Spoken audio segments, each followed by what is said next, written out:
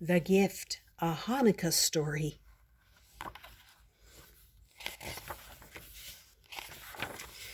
I remember the first year Father gave me a 5 mark piece for Hanukkah. In those days in Germany, that was a lot of money. I thought I could buy the whole world if I wanted.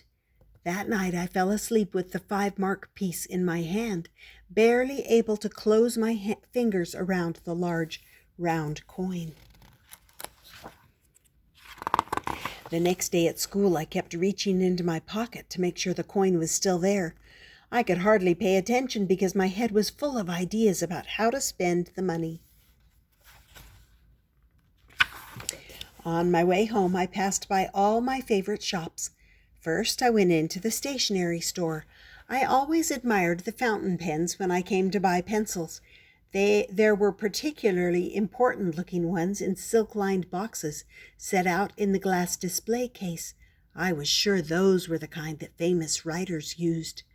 When the tall, thin lady behind the counter asked me what I wanted, I pointed to a gold-tipped pen as blue as the winter sky. She took out a small bottle of ink, dipped the pen, and drew the ink up into it. Then she handed the pen to me. I laid my 5 mark piece on the counter, put the pen between my fingers, and tried to write on the big white pad. The letters didn't come out quite the way I intended. I tried several other pens, but I couldn't make up my mind. So I took back my money and walked on. In the bakery window, there was a whole row of gingerbread men holding little white clay pipes in front of their bellies.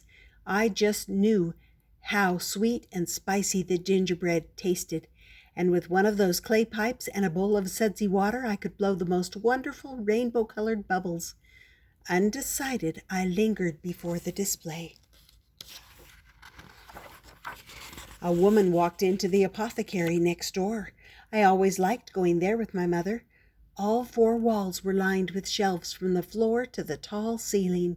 On them were innumerable boxes and containers packed with soaps, bath salts, creams, and lotions. Because it was Christmas time, the boxes were most beautifully wrapped in colored papers and tied with ropes of silver and gold. Exotic fragrances mingled in the air. The shop owner was a short, round man with a polished bald head and whiskers. He knew me well and always had a miniature perfume bottle or a special little soap for me.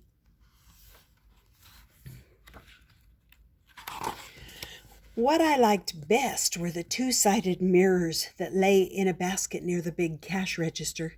One side was like a regular mirror, the other was like a magnifying glass. When I held it close to my face, I could see the different colors in the iris of my eyes.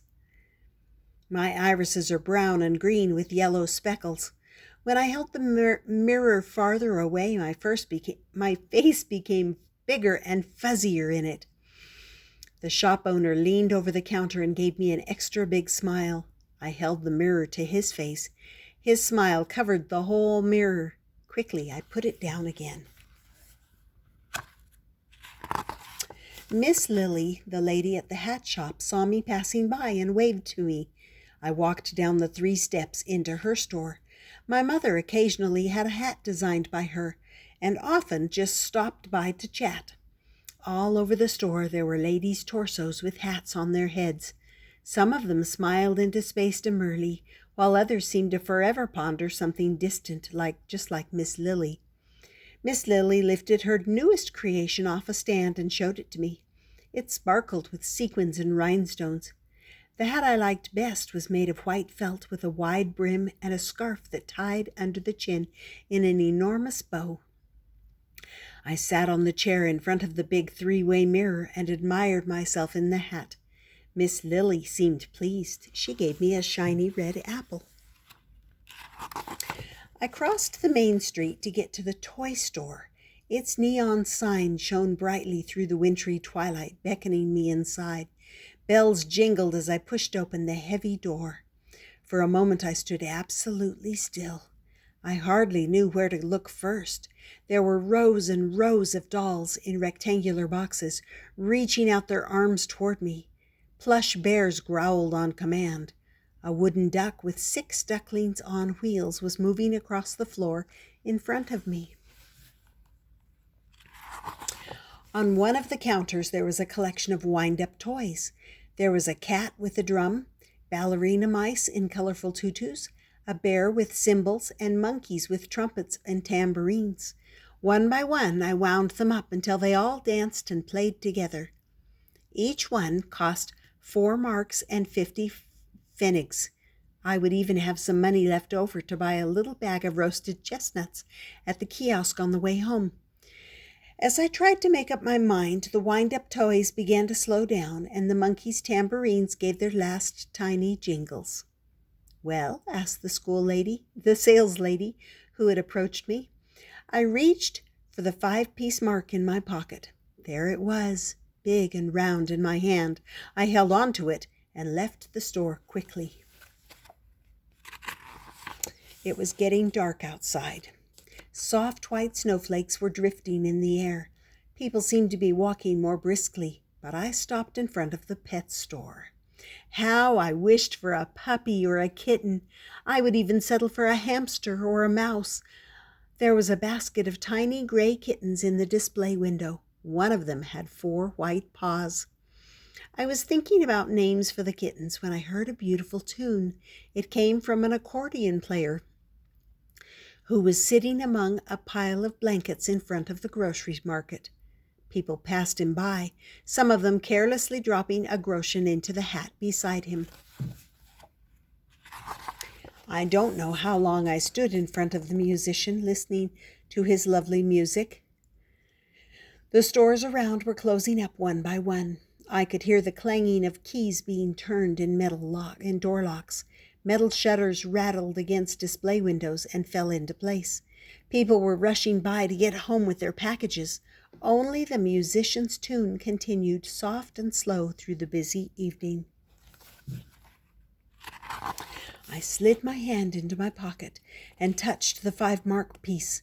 Quickly, I tossed it into the hat. He was not supposed to notice, but I think he saw it anyway. "Come," he said, "sit by me and I will show you how to play." Hesitantly, I sat down my school bag on the sidewalk. It had already grown rather late. When he placed the accordion on my lap, I was surprised at how heavy it was. He showed me how to pull it apart and push it together slowly. His fingertips pressed against mine on the little buttons that made the sounds. The winter cold pinched at my nose and cheeks, but I was happy as never before. Soon the musician had taught me enough so that we could play a tune together. It sounded as though we'd been practicing for a long time. Another tune followed, and then another. I was almost able to play by myself. The snow was now blowing harder, but people stopped anyway to watch and listen. Coins kept dropping into the hat. I knew I had to be home by the time the first star appeared, but I hoped it would be a long while until then, and that this wonderful evening would last forever. And then there's some mountains.